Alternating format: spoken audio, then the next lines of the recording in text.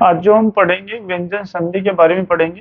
किस प्रकार से व्यंजन संधि के जो नियम है हम नियमों को समझ सकते हैं। साथ में इससे पूर्व बात यह है कि व्यंजन संधि को हम किस प्रकार पहचान सकते हैं। मुख्य बात स्वर संधि का जो हम पढ़े थे, स्वर संधि में स्वर प्लस स्वर की प्रधानता थी, उसमें दोनों तरफ प्लस के दोनों तरफ स्वर का आना अनिवार्य था। लेकिन व्यंजन संधि में विद्यार्थियों ऐसा नहीं है। व्यंजन संधि में व्यंजन प्लस स्वर, यहाँ देखिए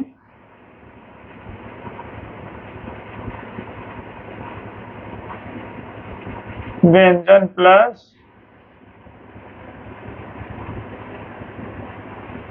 व्यंजन या स्वर, या फिर दोनों तरफ व्यंजन हो सकता है। देखिए ये दे रखा सामान्य परिचय देख लीजिए आप, व्यंजन का व्यंजन या स्वर से मेल, ठीक है, व्यंजन प्लस व्यंजन या व्यंजन प्लस स्वर या व्यंजन प्लस व्यंजन, ये दे रखा है यहाँ पर, या फिर स्वर प्लस स्वर, ये भी हो सकता है। इसमें तीन प्रकार चला करते। सबसे पहले तो व्यंजन का व्यंजन, व्यंजन प्लस व्यंजन, तो व्यंजन प्लस स्वर या फिर व्यंजन प्लस स्वर प्लस व्यंजन, ऐसे हो सकता है। तो इसमें एक तरफ व्यंजन का आना अनिवार्य है, चाहे प्लस से पहले चाहे प्लस से बाद में। कई उदाहरणों में दोनों तरफ भी व्यंजन आ जाते हैं, कई में पहले व्यंजन आता फिर स्वर आता, कई में पहले स्वर आता और फिर व्यंजन आता। तो इस प्रकार से विद्यार्थियों ये व्यंजन संधि की पहचान है। लेकिन स्वर प्लस स्वर ये कभी भी नहीं आएगा व्यंजन संधि में, क्योंकि उसके लिए तो सर्व संधि निर्धारित कर रखी है पहले ही। चलो आइए देखते हैं, ये स्वर व्यंजन संधि है, इसमें प्रकार या भेद नहीं पाए जाते हैं, वो आपके स्वर संधि तक सीमित है। इसमें नियम चला करते हैं, तो हम नियमों की पहचान करते हैं किस प्रकार से स्वर संधि नियमों पर आधारित है और किस प्रकार उनमें उदाहरण प्रयुक्त होते हैं। जो पहला इसका हमारे को नियम दिया है, परिभाषा व ध्वनि विकार जो परस्पर दो वर्णों के मेल से उत्पन्न होता है। परिभाषा आप पहले पढ़ रखे हो, वही परिभाषा है इसकी। बस अब की बार जो ध्वनि विकार होगा वो दो ध्वनियां, अब की बार व्यंजन प्लस स्वर, ये दे रखा है यहाँ पर। आप ये जो कोमा है, ये ब्रैकेट है, ब्रैकेट में दे रखा है, देखो व्यंजन प्लस स्वर या स्वर प्लस व्यंजन या व्यंजन प्लस स्वर, अब की बार इनके मिलने से विकार उत्पन्न होगा। तो वह ध्वनि विकार, वह ध्वनि परिवर्तन जो परस्पर दो वर्णों के मेल से उत्पन्न होता है। दो वर्ण ये इनमें से रहेंगे, एक वर्ण दो वर्ण फिर अल्प विराम, एक वर्ण दो वर्ण या फिर ये, इनमें से दो दो का जोड़ा है तो दो जोड़े आपस में वर्णों के रूप में मिलते रहेंगे, तो इनके मिलने से विकार मतलब कुछ विगाड़ परिवर्तन उत्पन्न हो जाएगा। पहले नियम की ओर चले हम, व्यंजन संधि के महत्वपूर्ण नियम, उदाहरण इन्हीं नियमों में दिए हुए हैं। सारे नियमों की अपनी अपनी अलग अलग उदाहरण है, इसलिए इसमें इन्हीं में से हम उदाहरण लेंगे, कोई विशेष उदाहरण हम ले नहीं सकते व्यंजन संधि में। आइए चलते पहले नियम की ओर। यदि किसी अघोष वर्ण के पश्चात, बिल्कुल अघोष वर्ण के पश्चात का मतलब है प्लस से पहले, प्लस से पहले इधर अघोष दिया तो अघोष वर्ण लिख दो इधर, ये अघोष, और इधर सघोष दे रखा वो सघोष, सभी स्वर और य र ल व,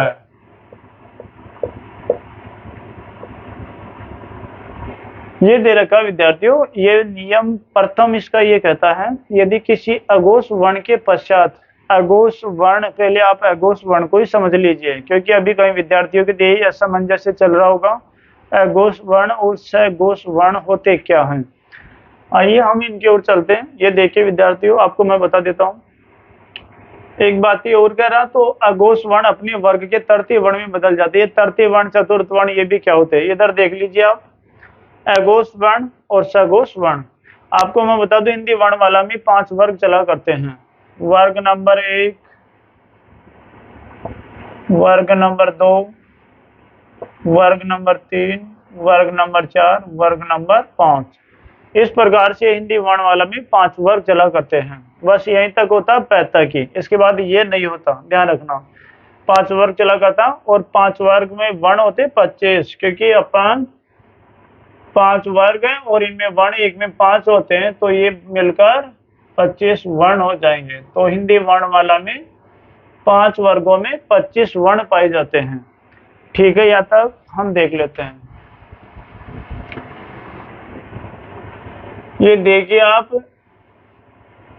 मैंने एक तरीके से व्यंजन लिख रखा है यहाँ पर, ये हमारे सामने व्यंजन है। इनके अलंत लगे हुए हैं विद्यार्थियों, मैंने अलंत नहीं लगाया था इनके, ये इनके सबके ये अलंत लगे हुए हैं। इनके मैं अलंत लगा देता हूँ, क्योंकि ये तो अपने मूल रूप में क्या फिर व्यंजन बन जाएंगे। ये देखिए इनके हलंत लगा दिया, अब ये वर्ण बन गए, अब ये सिर्फ वर्ण कहलाएंगे, अब ये हमारे सामने व्यंजन नहीं है। देखिए ये क वर्ग है, इसका जो प्रथम अक्षर है ना, इसके नाम से ही इसका नामकरण किया गया वर्ग का, तो ये क वर्ग है, ये च वर्ग है, ये ट वर्ग है, ये त वर्ग है और ये प वर्ग है। अब ये सब इसी वर्ग के अक्षर है, क वर्ग के ये चारों बाकी बच गए जो चारों इसी वर्ग के हैं। ये क भी इसी वर्ग का, क वर्ग का, इसका नाम है बस ये क वर्ग, बाकी ये क भी इसी में आएगा। तो इनके वर्ण के नाम पर ही इन वर्ग का नाम कर दिया गया है। अब ये क वर्ग का ख, ग, घ और अण, ये इसी वर्ग के 5, ये च वर्ग के च, छ, ज, झ और अण, ये च वर्ग के 5 वर्ण है यहाँ पर। इनको हम प्रथम वर्ण, द्वितीय वर्ण, तृतीय वर्ण, चतुर्थ वर्ण, पंचम वर्ण इस नाम से हम जानते हैं इनको। आपके सामने सारणी बना रखी है, बिल्कुल स्पष्ट है पूरी तरह से, आपके असमंजस या उलझन वाली कोई बात नहीं है। बता दिया गया आपको कि इसका जो प्रथम वर्ण होता है, प्रथम वर्ण, उसी के नाम पर इस वर्ग का नामकरण किया गया है, तो वो ही है ट वर्ग, च वर्ग, क वर्ग, त वर्ग, इसी के नामकरण पर। और ये क वर्ग का जैसे पूछ ले तृतीय वर्ण कौन सा है, तो क वर्ग का तृतीय वर्ण ग हो जाएगा। त वर्ग का द्वितीय वर्ण कौन सा है, त, त वर्ग का ये त से थाली द्वितीय वर्ण है। यहाँ पर हमारे को पूछ लिया जाए प वर्ण का चतुर्थ वर्ण कौन सा है, तो ये प वर्ग, ये चतुर्थ वर्ण वैसे भालू, ऐसे विद्यार्थियों ये हमारे को दिए गए हैं। यहाँ पर उलझन वाली कोई बात नहीं इसमें। अब देखिए यहाँ पर आ जाइए आप, घोष में आ जाइए। प्रत्येक वर्ग का प्रथम और द्वितीय वर्ण जो है वो अघोष कहलाता है। विद्यार्थियों ध्यान दीजिए, मैं फिर कह रहा हूँ, प्रत्येक वर्ग का प्रथम और द्वितीय अक्षर या वर्ण है जो वो अघोष कहलाता है। बाकी के जो बचे 3, 4, 5 वो सघोष या घोष वर्ण कहलाएंगे। सारणी में देखिए आप, देखिए ये क्या कह रहा, अघोष वर्ण है, ये अघोष है, ये दे रखा है यहाँ पर प्रथम और द्वितीय वर्ण। प्रत्येक वर्ग का प्रथम और द्वितीय वर्ण अघोष ही होता है। इसके बाद सघोष वर्ण या इसको घोष वर्ण भी कहते हैं हम। घोष वर्ण में तृतीय, चतुर्थ और पंचम वर्ण, प्रत्येक वर्ग का तृतीय, चतुर्थ और पंचम, मतलब ये सारे के सारे इधर 3, 4 और 5 ये सारे सघोष वर्ण की श्रेणी में आते हैं। अघोष वर्ण में प्रत्येक वर्ग का प्रथम और द्वितीय वर्ण सभी, ये पहला वर्ग, ये पहला वर्ण, ये दूसरा वर्ण, ये सारे इसमें आते हैं, अघोष में आते हैं। बिल्कुल सीधा सीधा स्पष्टीकरण है, इसमें उलझन और असमंजस्य वाली कोई बात नहीं है। तो हमारे को क्या कह रहा है ये, देखो ये जो ये अघोष है, अघोष में क्या आते हैं, अघोष, यहाँ पर सघोष करो इसको, सघोष। देखिए विद्यार्थियों, सघोष जो वर्ण होता उसमें तृतीय, चतुर्थ और पंचम, प्रत्येक वर्ग का तृतीय, चतुर्थ, पंचम, ये सघोष तृतीय, चतुर्थ, पंचम वर्ण। इसके साथ में ही सभी स्वर, 11 स्वर होते हैं, ए, आ, छोटी, बड़ी, छोटा ऊ, बड़ा ऊ, री, ए, ऐ, ओ, औ, ये 11 हो गए हमारे सामने स्वर। ये सभी स्वर सघोष में ही आते हैं। और य, र, ल, व, ये चारों वर्ण भी सघोष में ही आते हैं। ध्यान दीजिए विद्यार्थियों, सघोष, सघोष लिख रखा है यहाँ पर, सघोष सघोष में आ जाते हैं। ये उसका मैंने जोड़ा बनाया था भाई, इसके बाद में क्या आता है इसलिए ये लिखा था, बाकी ये सघोष का ही कर लो आप इसको। सघोष में कौन कौन आते हैं, सघोष, सभी सघोष, ये तीनों आगे तृतीय, चतुर्थ, पंचम, सघोष, सभी स्वर सघोष में ही आते हैं। ये र, ल, व, ये र, ल, व, ये यहाँ पर लिखे रखा, 1 मिनट के लिए यहाँ देख लो, ये लिखे रखा हुआ, हम अतिरिक्त लिख रहे हैं वहां पर। ये अघोष में प्रत्येक वर्ग का प्रथम व द्वितीय वर्ण, ये दे रखा है यहाँ पर स्पष्टीकरण। सघोष व्यंजन, प्रत्येक वर्ग का तृतीय चतुर्थ पंचम वर्ण य र ल व, ये अपने अर्ध रूप में विद्यार्थियों, ये इसके अलंत लगेगा नीचे, ये अलंत लगाया नहीं गया था इनके, ये अपने अर्ध रूप में। चलो देखिए, ये र ल व सभी स्वर ये सघोष व्यंजन होते हैं, सघोष वर्ण की श्रेणी में आते हैं। ये सघोष व्यंजन, ये व्यंजन कहलाएंगे चतुर्थक ये र ल व सभी स्वर। तो यहाँ पर यहाँ तक ये व्यंजन, फिर ये सभी स्वर आ गए इसमें, ठीक है। अभी हमारे को क्या कह रहा, ये सही लिखा था, इसको थोड़ा सघोष और अघोष के चक्कर में इसको कर दिया गया था, बाकी ये सही लिखा था इसमें, ये प्लस और ये अघोष ही आएगा यहाँ, जो पहले लिखा हुआ था वो सही था। अघोष देखिए विद्यार्थियों क्या कह रहा है, ये नियम एक कह रहा, यदि प्लस से पहले अघोष आ जाए, अघोष का नाम आते हमारे को समझ लेना है, प्रत्येक वर्ग का प्रथम व द्वितीय वर्ण प्लस इसके बाद में तुरंत ही सघोष वर्ण आ जाए, मतलब प्रत्येक वर्ग का तीसरा चौथा पांचवा, सभी स्वर और य र ल व, ये यहाँ पर दे रखा, अघोष प्लस सघोष सभी स्वर में से या य र ल में से कोई भी आ जाए, कोई जरूरी नहीं कि सारे एक साथ आएंगे, एक साथ तो आ नहीं सकते। अघोष आएगा, अघोष के बाद में या तो इसमें से कोई आएगा, या फिर इसमें से कोई आएगा, या फिर इसमें से कोई एक आ जाएगा। तो यहाँ पर क्या हो जाता है वो, तो वो जैसे पर उसी वर्ग का, ये परिभाषा दे रखी है, तो अघोष वर्ण अपने वर्ग के, अघोष जिस वर्ग का है तो अपने वर्ग के तृतीय अक्षर में बदल जाएगा, वर्ग के तृतीय वर्ण में बदल जाएगा। चलिए उदाहरण पर देखिए आप, इसको थोड़ी देर के लिए छोड़िए, हम इतना समझ लिए पर्याप्त है। देखो क्या दे रखा है इसने, इसने हमारे को दे रखा, देखिए विद्यार्थियों उदाहरण देखो आप, सत प्लस विचार, ये उदाहरण इसी नियम नंबर 1 के उदाहरण दिए गए, आप अच्छे से इनको देखोगे। सत प्लस विचार बताया गया ना, एक आपको सबसे पहली शर्त व्यंजन संधि में एक तरफ व्यंजन का होना अनिवार्य है, अगर एक तरफ व्यंजन नहीं है तो फिर वो व्यंजन संधि नहीं कहला सकती। यहाँ पर सत प्लस विचार ये हलंत युक्त त है,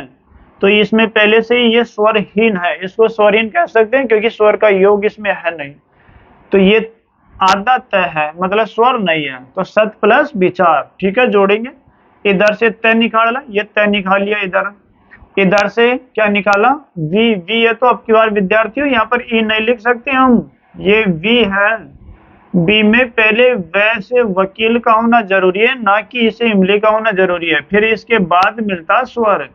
पहले व्यंजन का होना जरूरी है, व्यंजन होगा तो उसमें स्वर मिलेगा, अगर व्यंजन नहीं है तो स्वर नहीं मिल सकता उसमें। तो आप कहीं ये इसमें सोचो कि ई क्यों नहीं आ रही, पहले इसमें ई नहीं आ सकती क्योंकि ये पहले व का होना जरूरी है, तो इसमें व आएगा पहले यहाँ पर, तो यहाँ पर हम ई ना लिखकर हलंत युक्त व का प्रयोग करेंगे। इधर से हमने त निकाल लिया, स्वरहीन त प्लस ये ब निकाल लिया, इधर से ये ब निकाल लिया हमने, ये देखिए ये व निकाला हमने। त और व बताया गया ना, जब पहले अघोष आ जाए, ये अघोष है, प्रत्येक वर्ग का प्रथम व द्वितीय वर्ण अघोषी कहलाता, तो ये प्रथम ये त, इसके बाद में उसमें सघोष आ जाए, या ये र ल व में से कोई आ जाए, या स्वर में से कोई आ जाए, तो यहाँ पर तो व ये र ल व में से आया, यहाँ पर ये अंतस्थ व्यंजन कहलाते हैं, ये र ल व, यह मैं लिख दूं, ये र ल व जो अंतस्थ,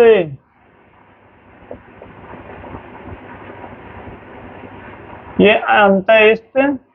वर्ण कहलाते हैं, इनका नाम है ये, क्योंकि इनका उच्चारण करते हैं ना तो हमारी जीभ क्या होती है, अंदर की ओर सिमट जाती है, मतलब बीच में सिमट जाती है, इसको अंतस्थ बोलते हैं, अंदर स्थित हो जाती है हमारी जीभ, इनका उच्चारण करते हैं, इसलिए इनका नाम ही क्या रखा गया, अंतस्थ वर्ण। ये र ल और वैसे वकील, वैसे बकरी नहीं, एक ही तो लाइन के हैं ये सारे, से सलगामी तो हटाया इनमें से, तो ये चारों अंतस्थ वर्ण है विद्यार्थी, इनका भी ध्यान रखना आप। तो यहाँ पर ब आया तो क्या बन जाता है, तृतीय वर्ण बन जाएगा, ये मतलब उसी वर्ग का, ठीक है, किस वर्ग का, त वर्ग का, यही तो कह रहा था ये, यदि किसी अघोष वर्ण के पश्चात, बिल्कुल अघोष आया पहले, ये त प्रथम और द्वितीय वर्ण क्या कहलाता है, प्रत्यय वर्ग का अघोष, ये त आ गया। पश्चात सघोष आ जाए, सघोष आएगी ये अपने आप ही, ये ब सघोष ही है, क्योंकि ये लिख रखा ना यहाँ पर अघोष प्लस ये आ जाए, तो ये रल व में से आ गया ये ब आ रहा ब, तो क्या हो जाएगा, उसी वर्ग का वर्ण आ जाए तो अघोष वर्ण, अघोष वर्ण कौन सा था, अघोष ये त, अघोष वर्ण अपने वर्ग के, अपना वर्ग तय वर्ग का ही था ये, तय वर्ग कहते हैं, तय वर्ग का ही, क्योंकि प्रथम वर्ग के नाम पर ही तो है, प्रथम वर्ण के नाम पर ही तो इसका वर्ग का नाम रखा गया तय वर्ग, अपने वर्ग के तृतीय वर्ण में बदल जाएगा, तो इसका तृतीय वर्ण ढूंढ लो, तो ये तृतीय वर्ण तय थ द में बदलेगा, तो ये द में बदल जाएगा, तो ये क्या हो जाएगा, स त सद बन जाएगा, यहाँ पर क्या बन जाएगा, सद। इस ब में कोई विकार उत्पन्न नहीं होगा, ये तो अपनी जगह यथावत रहेगा जो भी है, इसमें बस इसके आगे ये आ जाना चाहिए, बाकी बदलेगा ये द में बदल जाएगा बस ये त, तो हमारे पास शब्द बन जाएगा सद, सद विचार शब्द बन गया हमारे सामने। ये बाकी से बाक प्लस इस, ये क वर्ण आया, क वर्ण के आगे ई आ गया, बताए सभी स्वर सघोषी होते हैं, तो ये भी सघोषी है, तो ई आ गया, ई आते इसी वर्ग का तृतीय वर्ण बनेगा, तो इसी वर्ग का ग है तृतीय वर्ण, ये गहरा, तो बा गी और ये ईस, ये इसके ग के ऊपर बड़ी ही लग जाएगी, तो ये बागी शब्द हमारे सामने आ जाएगा। ये अचंद, ये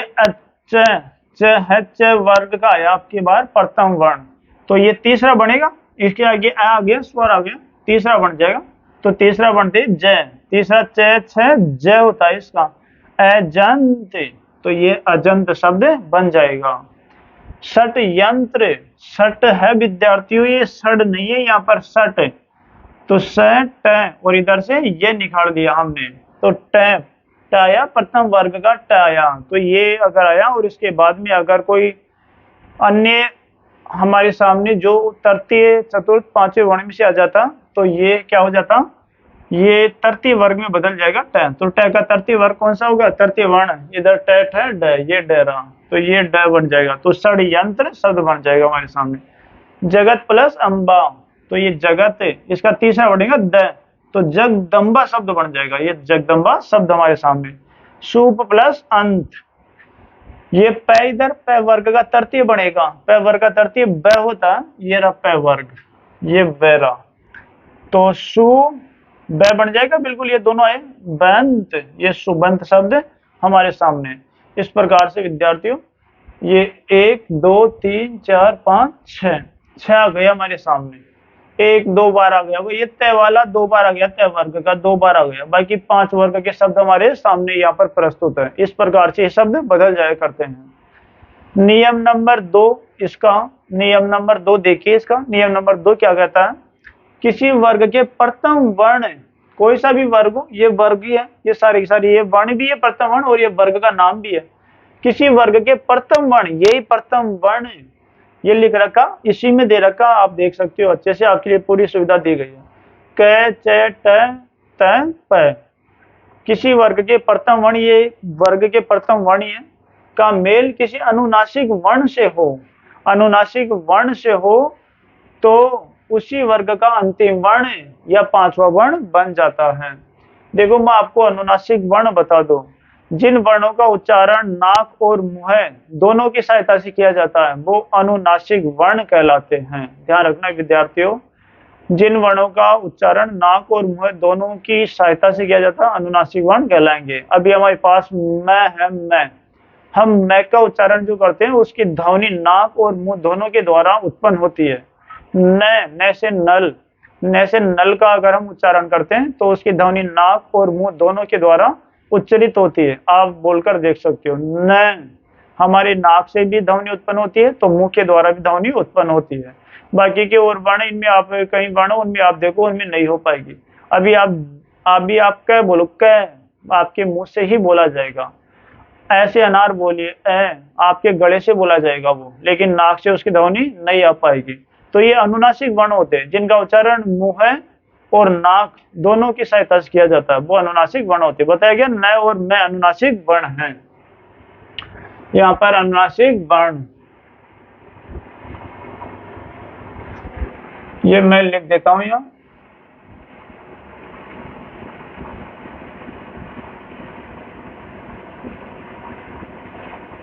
अनुनासिक वर्ण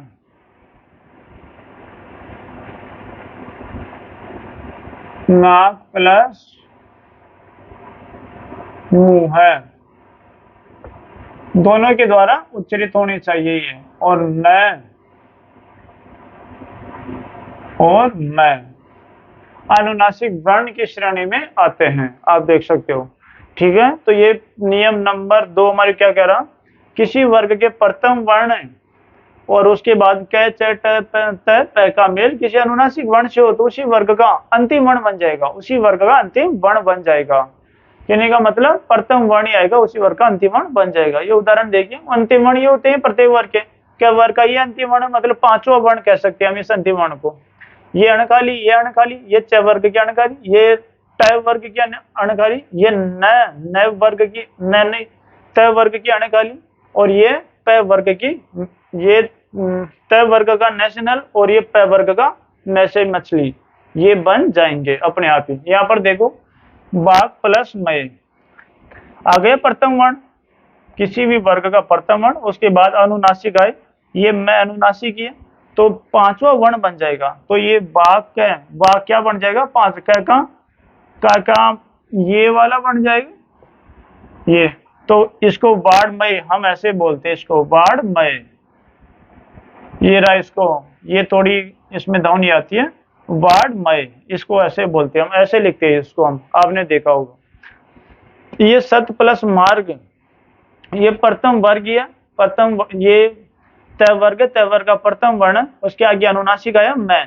तो त प्लस मैं बराबर न की ध्वनि, तो इसका बदलेगा, ये तो यथावत रहते अपनी जगह, त का क्या बन जाएगा इस वर्ग का आखिरी, और न होता है इस वर्ग का आखिरी, तो सन मार्ग, वही हलंत युक्त न आएगा आधा दुराई। ये सट प्लस मास, तो इस वर्ग का आखिरी कौन सा है, ट अण खाली, तो ये अण खाली, ये अण खाली, तो सण मास, ये शब्द हमारे सामने बन जाएगा। हलंत युक्त ही आएगा, ये हलंत युक्त है क्योंकि इसकी जगह तो आएगा वो पांचवा वर्ण, तो ये हलंत है तो इसके हलंत लग जाएगा, सण मास शब्द है हमारे सामने। ये और देख लो, अप प्लस मय, ये अप प या प वर्ग का पांचवा वर्ण मैं होता और हलंत युक्त मैं आएगा क्योंकि इसके पहले से हलंत है, तो ये अम्य शब्द बन जाएगा आमने सामने। याच प्लस ना, याचना बोलते हैं ना हम, तो या च वर्ण का अण खाली बनेगा, तो ये रहा अण खाली, ये बन रहा अण खाली, याचना शब्द इस प्रकार से हम बना देंगे। इधर से च निकाल लिया, हलंत युक्त च, इसके हलंत लगा हुआ, विद्यार्थियों इसका ध्यान रखना, याच प्लस न, ये न है, तो ये न निकाल दिया हमने, आ की मात्रा को छोड़ देते हैं क्योंकि आ की मात्रा बाद में आ जाएगी, तो ये याचना शब्द हमारे सामने आ जाएगा। इस प्रकार से विद्यार्थियों ये जो वर्ग है हमारे सामने वर्ग थे, उनके पांचों वर्ग के लिए गए हैं, तो ये नियम नंबर 2 है। यण स्वर संधि में जो नियम है, नियम हमारे सामने है। इसके बाद में इसका जो अगला नियम है, नियम नंबर 3, नियम नंबर 3 हमारे को क्या कहता है,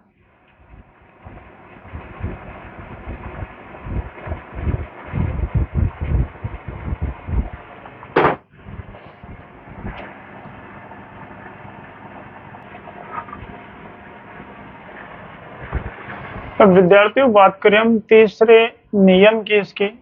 तो इसका जो तीसरा नियम है दूसरे नियम के बाद में देखिए, यदि पहले पद के अंत में कोई स्वर हो, ध्यान रखिए विद्यार्थियों आपको बताया गया था मैंने, व्यंजन संधि में व्यंजन प्लस व्यंजन तो होता ही है, या व्यंजन प्लस स्वर तो होता ही है, स्वर प्लस व्यंजन भी होता है, तो ये तीसरा नियम स्वर प्लस व्यंजन की ओर लेकर जा रहा है हमारे को। यदि पहले पद के अंत में मतलब प्लस से पहले, यदि पहले पद के अंत में इधर, ये कोई भी पद हो सकता है इधर, ये उदाहरण इसका लिख रखा है, जैसे वृक्ष लिख रखा है, ये वृक्ष लिए हम लिख देते हैं यहाँ पर। यदि पहले पद के अंत में कोई स्वर हो, बिल्कुल 6 से 17 में से हम ए निकालेंगे क्योंकि इसके आखिरी में ए है,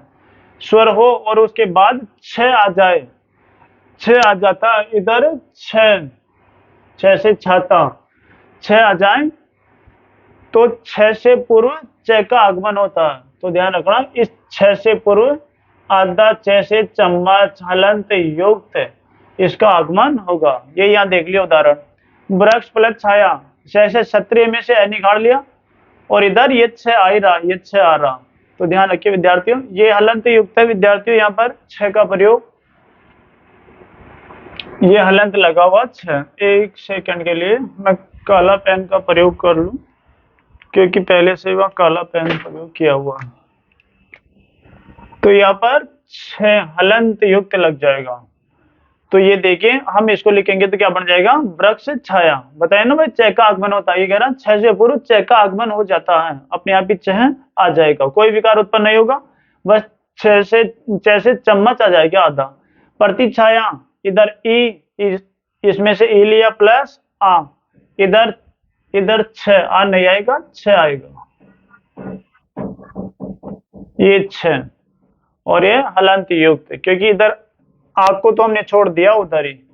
तो इसे च आ जाएगा। तो प्रति छाया ये शब्द इस प्रकार बन जाएगा। ठीक है, एक नियम हमारे को व्यंजन संधि का ये भी है कि अगर मान लीजिए कोई स्वर आए,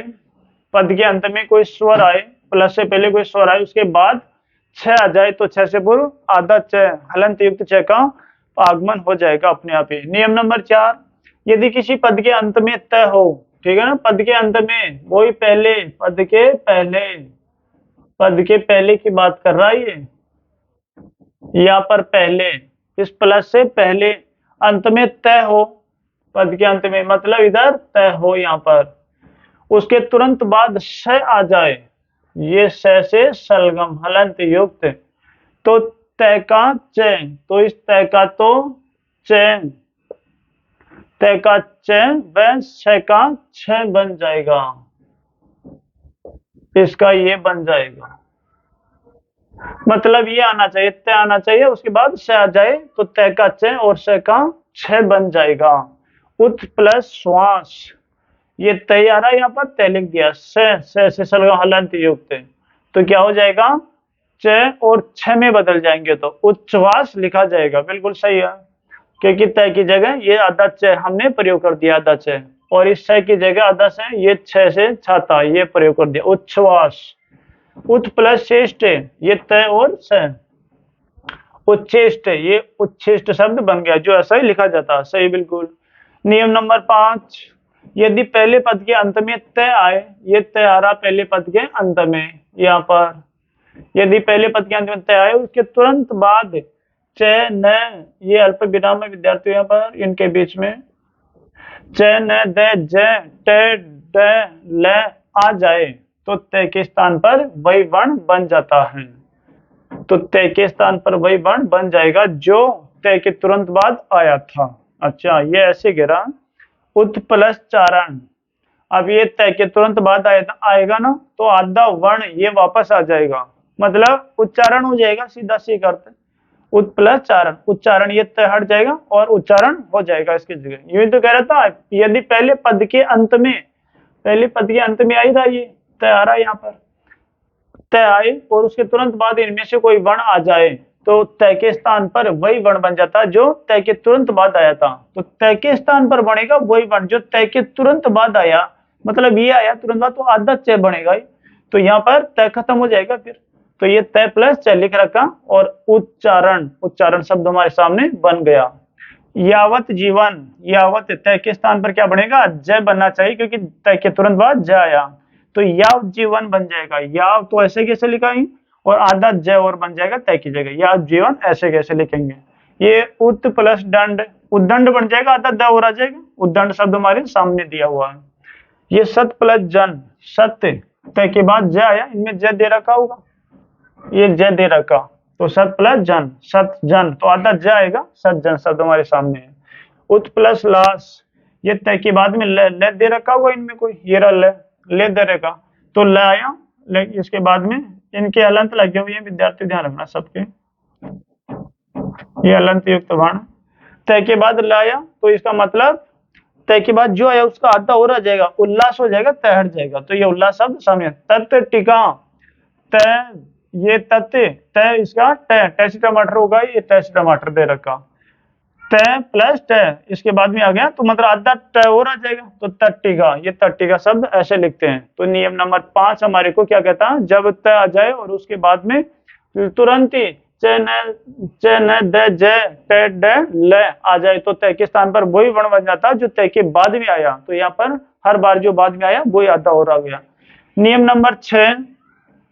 नियम नंबर 6 कहता है यदि पहले पद के अंत में ए आ को छोड़कर, पहले पद के अंत में यहां पर ए आ को तो छोड़ दो,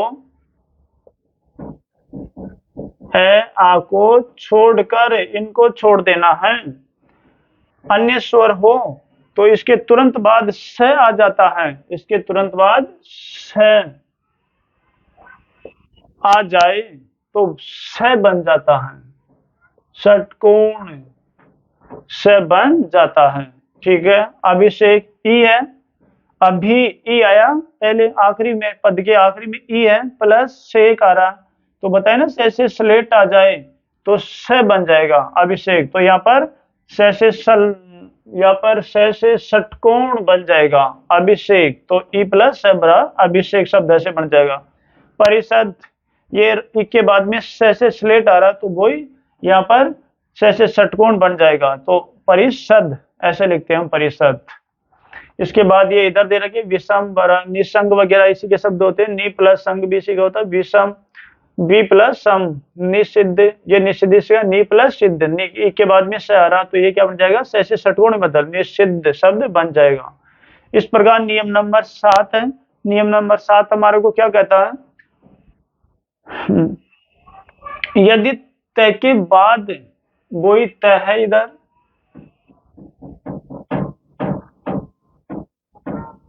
यदि तय के बाद है वो, ये है, यदि तय के बाद है हो तो तय के स्थान पर द्व, ये द, वह है के स्थान पर ध बन जाता है के स्थान पर ध बन जाता है, हलंत युक्त ऐसे कह रहा है। ये देखो तत्हित तत् तय, यदि तय के बाद है, तय के बाद है आ ही रहा तो तय के स्थान पर द, तो ये द बन जाएगा, और तय के स्थान पर द, वह है के स्थान पर द से धनुष बन जाएगा। तो ये विद्यार्थियों तय प्लस है बराबर तद्धित बन जाएगा, बिल्कुल सही है, तद्धित शब्द बन जाएगा। उत प्लस हत, उ प्लस है उद्धृत बन जाएगा अपने आप ही, से ये बिल्कुल उद्धृत शब्द बन जाएगा। उत प्लस हरण, ये उद्धरण बन जाएगा इनके नियम के अनुसार, तो ये तय प्लस है का योग है, यहाँ पर इसके हलंत लगे हुए, ये हलंत युक्त वर्ण है, तो इनके हलंत है विद्यार्थियों, इन सबके हलंत लग रहे हैं। तो ये उद्धरण शब्द बन जाएगा, और पद प्लस हति ये पद्धति शब्द बन जाएगा, जो तय के स्थान पर द और है के स्थान पर ध बन जाते हैं, तो इस हिसाब से ये पद्धति और उद्धरण बन जाएंगे। तो विद्यार्थियों ये नियम नंबर हमारा 7 था,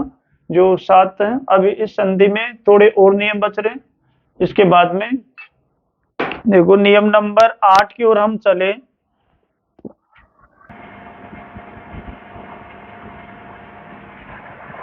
तो इसके बाद इसका जो 8वां नियम था विद्यार्थियों, 8वें नियम की ओर हम चलते हैं। जो 8वां नियम था, इसका 8वां नियम हमारे को कहता है, 8वां नियम है जो क्या कहता है हमारे को, देखिए बोर्ड पर लिखा हुआ है। 8वां नियम, यदि पदांत पद के अंत में, पहले पद के अंत में मतलब प्लस के पहले पदांत में अगर द के बाद, ये कह रहा प्लस द के बाद इधर द आएगा, हलंत युक्त द के बाद क ख त थ प फ स, क ख पहला, त थ प फ स में से कोई वर्ण आ जाए तो द का त बन जाता है। इस द का सिर्फ ध्यान रखना, इस द का, ये तेरा पदांत में पद के अंत में पहले इधर कोई भी आ जाएगा तो इसका सिर्फ क्या हो जाएगा आखिरी में, तो द का त बन जाएगा बस, बाकी के इनका कुछ भी नहीं होगा। बस ये तो आनी चाहिए प्लस के बाद में, बस प्लस के बाद में इनका आना जरूरी है, इनमें से कोई वर्ण आ जाए, बस कोई भी शब्द इन वर्ण से प्रारंभ होने वाला आ जाए, यही बस पर्याप्त है। बाकी इस द का बदलेगा त में, बस और कुछ भी नहीं होगा। तो जैसे शरद प्लस कालीन, तो इसका इधर द आ गया, ये द और इधर क में से आ गया, क्या दे रखा हुआ, ये रखा पहला ही दे रखा, तो ये बन जाता शरतकालीन। हम जानते हैं शरतकालीन शब्द हम ऐसे ही लिखते हैं, तो ये शरतकालीन ऐसे बना, तो इस द का क्या हुआ, ये त बन गया, तो शरतकालीन ये शब्द हम ऐसे ही लिखते हैं। तद प्लस पुरुष, तो ये द निकाल लिया हमने और ये प, तो ये बन गया तत्पुरुष। बिल्कुल तत्पुरुष शब्द हम ऐसे ही लिखते हैं, तो ये तत्पुरुष बना, जो इस द की जगह त प्रयोग हुआ, ये कह रहा बिल्कुल द की जगह त बन जाता। उद प्लस खनन, तो ये द की जगह त बन जाएगा, खनन शब्द ऐसे की ऐसे ही अपनी मूल रूप में रहेगा, तो उत्खनन शब्द हमारे सामने आ गया। ये देखिए नियम नंबर 9 है विद्यार्थियों, इसका स्टूडेंट्स देखिए, यदि पहला पद सम उपसर्ग, पहला पद ये सम उपसर्ग वाला, पहला पद सम उपसर्ग हो, उसके बाद क्रय धातु से बनने वाला शब्द आ जाए, कोई क्रय आए प्लस इस क्रय से बनने वाला कोई शब्द आ जाए, तो सम के बाद स का आगमन हो जाएगा, सम के बाद स हलंत युक्त स आ जाएगा। चलो सम प्लस कारक, बिल्कुल होता सम प्लस कारक, सम शब्द क्या बन जाएगा, सम प्लस स, बताया गया ना, स के बाद अगर सम उपसर्ग के बाद कोई क धातु से बनने वाला शब्द आ जाए, तो ये हलंत युक्त क है,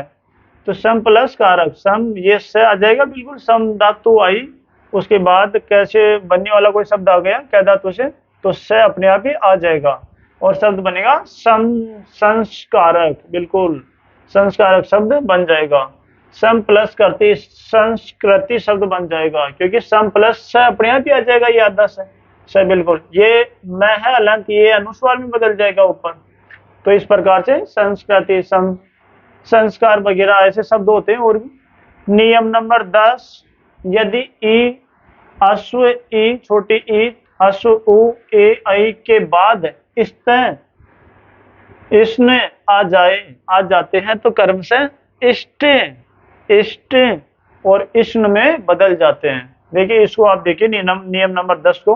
नी ये कह रहा ई उ ई री के बाद इनमें से, बिल्कुल ये ऐसे कह रहा पहले कोई स्वर आए, तो ये नी में तो नी तो हम ऐसे लिखते हैं ना, न प्लस ई, ये तो ऐसे बनता है ना, तो ई इधर आ रहा, तो हमारे को प्लस से पहले ना, तो हमारे को ये लेना, क्योंकि प्लस से पहले यही पड़ेगा ई, तो इधर इनमें से कोई भी आ जाए, तो नी आ रहा, नी प्लस स्तूर, तो ये कह रहा निस्तूर, तो ये क्या कह रहा इस्त आ जाए, इस्त, एक ये इस्त तो मिल गया, तो ये इस्ती है इसके बाद में, मतलब ये ई के बाद में इस्त आ जाए, तो क्या बन जाता उसका, इष्ट कह रहा था ना यहाँ पर, तो उसका इष्ट बन जाता है, ये बन जाएगा। तो नी तो वापस आ जाएगा, ये नी है, नी शब्द, क्योंकि ई के बाद में बस ये आना था जो आ गया, बाकी वो नी यथावत रहेगा, प्लस इष्ट की जगह इष्ट बन जाएगा, ये वाला इष्ट ये शब्द बन जाएगा, तो निष्ठुर शब्द अपने आप सवते हमारे सामने होगा। ये विष्णु है, वि शब्द व, इधर भी ई है प्लस इष्ण, ये इष्ण आ रहा है इधर, भाई ऐसे कह रहा था, ये रहा इष्ण, इष्ट ई के बाद इष्ण आ जाए, एक तो ये कह रहा था ये, और ये तो आ गया पहले वाले उदाहरण में, अब ये इष्ण बी प्लस इष्ण, तो इधर आया, तो ये वी ऐसा कैसा, और इष्ण की जगह इष्ट हो जाएगा, ये कह रहा था ना इष्ट, कहाँ ये रहा इष्ण विष्ण, हाँ इष्ण कह रहा था, शणु मतलब शणु कह रहा था, इसको शणु बोलते, इष्ण बोल दो आप, तो ये वी प्लस क्षण और ये नो की मात्रा ऐसे की ऐसे इसकी, तो ये विष्णु शब्द बन गया। नियम नंबर 11, यदि न हलंत युक्त न से पहले, न से पहले, पहले कह रहा है ये आपके बार विद्यार्थियों ध्यान रखना, ये न से पहले कह रहा है, न से पहले ई री र से षटकोण हो तो न के स्थान पर न बन जाता है। ये यहाँ तक का ही था, तो न के स्थान पर न बन जाता है। ये इनके ऊपर अल्प कोमा लगा हुआ, इन्वर्टेड कोमा, तो इस स्थान पर न बन जाता है। देखो परिणति, तो न के पहले ई आ रहा है क्या हमारे सामने, ये रहा ई दे रखा, ई इसमें नहीं, न से पहले ई री र से हो तो न के स्थान पर न बन जाता। न के पहले र दे रखा, बिल्कुल ई दे रखा ई, तो इसके स्थान पर न के स्थान पर, तो न से दे रखा हो तो न बन जाता। न के स्थान पर, न के स्थान पर बनेगा ये न, तो अण बन गया। परी इसका कुछ भी नहीं होगा, सिर्फ इतना ही पर्याप्त था, ई आना चाहिए था। ई कह ही रहा वो पहले खुद, ये रहा ई कह रहा वो, और न आया, न की जगह अण बन जाएगा। तो परिणति शब्द हमारे सामने है। परियाण, तो परियाण, परियाण शब्द देखिए, प्र प्लस यान, परियाण। तो ये क्या कर रहा है, यदि न से पहले ई री र से हो तो न के स्थान पर न बन जाता है। लेकिन यहाँ पर तो विद्यार्थियों न यहाँ पर है, और इससे पहले ई भी नहीं दे रखा, इससे पहले कोई ई नहीं दे रखा। एक सेकंड इसको छोड़ देना विद्यार्थी, इस उदाहरण को फिलहाल इसको छोड़ देना आप। पर नियम नंबर 12 है, 12 देखो, अभी जैसे शब्द है अपने पास में, ये परियाण का आप है ना, इसको वो ये कर लीजिए आप, प्र प्लस नेता कर लो इसको आप।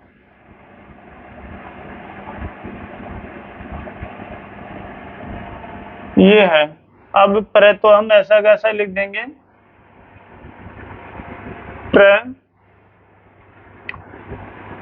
प्र लिख दिया हम, और ये न प्र, लेकिन र आना चाहिए, र तो आई नहीं रहा ना नियम नंबर 11 में। यदि न में से पहले ई री नहीं र आ रहा विद्यार्थियों, क्योंकि प ये र, तब जाके ये बनेगा, ये ए का योग भी होगा इसमें, तब जाके ए आखिरी में, ए का मतलब सही है बिल्कुल। तो प्र ये और नेता, तो प्र न मिल गया बिल्कुल, तो प्रणेता शब्द बन जाएगा फिर ये, क्योंकि प्र प्लस न की जगह अण तो बनाना था हमारे को, तो न से पहले अगर र वगैरह ई री ई ये से इनमें से आ जाए तो अण बन जाएगा, तो प्रणेता शब्द बन जाएगा। ये सही है इसका। परिणाम, परिणति, परिणय वगैरह इसी के उदाहरण है, ये परिणेता वगैरह ये सब इसी उदाहरण। नियम नंबर 12, यदि पदांत पद के अंत में अनुनासिक वर्ण में, अनुनासिक वर्ण में और न हम जानते पहले से, अनुनासिक वो जो नाक और मुंह दोनों की सहायता से उच्चारण किए जाते हैं वो अनुनासिक वर्ण होते हैं। मैं, न, इनका उच्चारण दोनों की सहायता से होता है, इसलिए अनुनासिक कहते हैं। यदि पदांत में अनुनासिक वर्ण में और उसके बाद ये र ल व स है, उसम वर्ण है ये जो स है, ये उसम वर्ण है। इनका उच्चारण करने में हमारे मुख से उष्मा निकलती है, इसलिए इनको उसम वर्ण कहते हैं। 4 है ये। यहाँ स त्र ज्ञ, ये संयुक्त वर्ण है, इनको संयुक्त वर्ण कहते हैं, इनको उसम वर्ण कहते हैं। यहाँ पर मैं लिख देता हूँ, उसम वर्ण 4 है, स है, और ये संयुक्त वर्ण भी 4 है।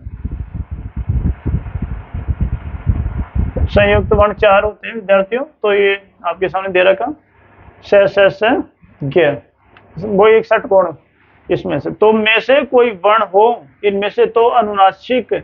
मैं के स्थान पर अनुस्वार बन जाता है। बिल्कुल ये क्या कह रहा है विद्यार्थियों, यदि पदांत में अनुनासिक वर्ण मैं और उसके बाद में ये है सत्रज्ञ में से कोई वर्ण हो तो अनुनासिक मैं के स्थान पर अनुस्वार बन जाएगा, बिंदी बन जाएगी, बिंदी अनुस्वार। ये देख लो, सम प्लस यम, सम, यदि पदांत में अनुनासिक वर्ण हो रहा अनुनासिक है, ये रहा मैं, उसके बाद में ये था, अभी ये तो ये आएगा हो तो इसके स्थान पर अनुस्वार बन जाएगा। ध्यान रखना किसके स्थान पर, पहले अनुनासिक वर्ण था उसके स्थान पर, तो इस मैं के स्थान पर बनेगा, यहाँ बन जाएगा पहले वाले के ऊपर, तो ये संयम बन गया, वो मैं खत्म हो गया। सम प्लस सार, ये रहा अनुनासिक वर्ण मैं रहा यहाँ पर, और यहाँ पर स आया होगा, तो स दे रखा होगा, इसमें पहले दिया था स, ये रहा स, उसम वर्ण थे जो, तो स दिया, तो ये जो मैं है ये अनुनासिक वर्ण है, ये अनुस्वार बन जाए, बिंदी बन जाएगा इसके ऊपर, ये बिंदी बन गया संसार। सम प्लस विधान, बिल्कुल ये वापस यह बन जाएगा, तो संविधान शब्द बन जाएगा हमारे सामने। ठीक है, नियम नंबर 13 है इसी का, पहले पद के अंत में कोई अनुनासिक वर्ण हो, बिल्कुल अनुनासिक वर्ण पहले पद के अंत में, इधर अनुनासिक वर्ण मैं दोनों ही अनुनासिक, कोई अनुनासिक हो, ठीक कोई भी हो सकता, ये कह रहा कोई अनुनासिक वर्ण हो, उसके तुरंत बाद किसी भी वर्ग का कोई भी वर्ण हो, किसी वर्ग 5 होते, क वर्ग, च वर्ग, ट वर्ग, त वर्ग, प वर्ग, इनमें से कोई सा वर्ण हो, 5 वर्ण होते प्रत्येक वर्ग में, तो इन 25 में से 25 वर्ण हो गए, इनमें से कोई भी वर्ण हो, किसी भी वर्ग का कोई भी वर्ण हो, तो अनुनासिक के स्थान पर उसी वर्ग का 5वां अक्षर बन जाता। तो अनुनासिक के स्थान पर, अनुनासिक के स्थान पर बनेगा, विद्यार्थी इस बात का ध्यान रखना, 5वां वर्ण। देखो आओ इधर, सम प्लस कर, ये अनुनासिक आ गया मैं सम, और इसके बाद किसी भी वर्ग का कोई भी आ जाए, ये क वर्ग का कई आ रहा, तो ध्यान रखना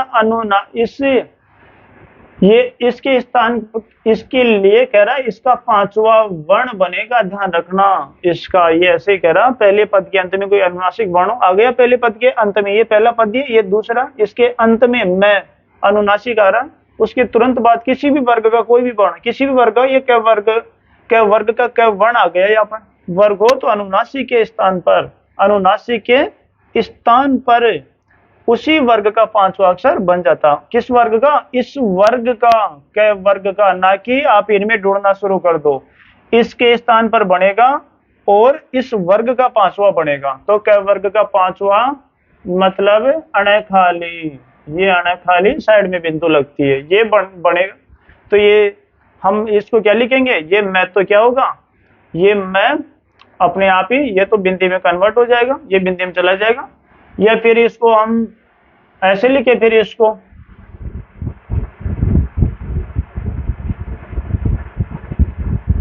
या फिर हम इसको ऐसे लिखे, ये हमारे पास संकर शब्द लिख रहा है, यहां लिख देता हूं मैं,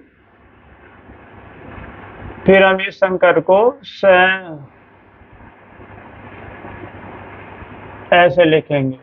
जबकि अब इसका शुद्ध उच्चारण अपन यही करते हैं हम लोग, शंकर, तो ये ऐसे लिखा जाएगा, इसलिए कई बार आपको ऐसा शंकर देखने को मिलता है। ध्यान रखिए विद्यार्थियों, ये सम प्लस चालन है, अब सम प्लस चालन, या देखिए ये अनुस्वार युक्त वर्ण तो आ गया, इसके बाद किसी भी वर्ग का कोई भी वर्ण आ जाए तो आ गया, च वर्ग का च आ गया, ये रहा च, तो यहाँ पर च वर्ग का 5वां वर्ण बदलेगा, 5वें वर्ण में बदलेगा, ये यही तो कह रहा था, अनुनासिक के स्थान पर उसी वर्ग का 5वां अक्षर बन जाता, ये यही तो कह रहा, 5वां बनेगा, तो च का 5वां हम जानते हैं, च का 5वां वर्ण ये होता है अणखाली, बिल्कुल, तो ये शब्द बनेगा, ये अनुसार की बिंदी लग जाएगी,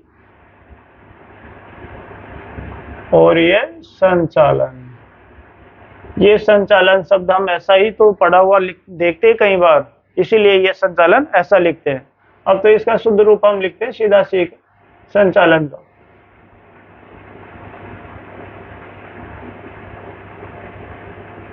उस अणय की जगह को इस बिंदी ने ले लिया, तो ये संचालन हम ऐसे लिखते हैं। भयंकर है, भयंकर, भयंकर, ये भयम, ये बिंदी अनुस्वार है, बिल्कुल ये भयम, इसको ऐसे मान लो आप, मैं लगा लो बिंदी की जगह यहाँ पर आपको थोड़ी देर के लिए वापस ही, ये भयम प्लस कर, अब अनुस्वार के बाद किसी वर्ग का ये आ गया, क्या वर्ग का कई आ गया, तो वही अणखाली आ जाएगी, भयंकर, ये भयड बोलेंगे, भयंकर, इसको भयंकर बोलते बोलने में, तो ये हम ऐसे लिखेंगे, फिर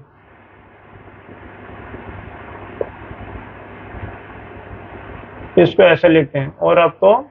शुद्ध रूप में अपन ऐसे लिखते हैं इसको, ये भयंकर लिखते हैं, लेकिन संधि नियमों के अनुसार ये लिखा जाएगा, ये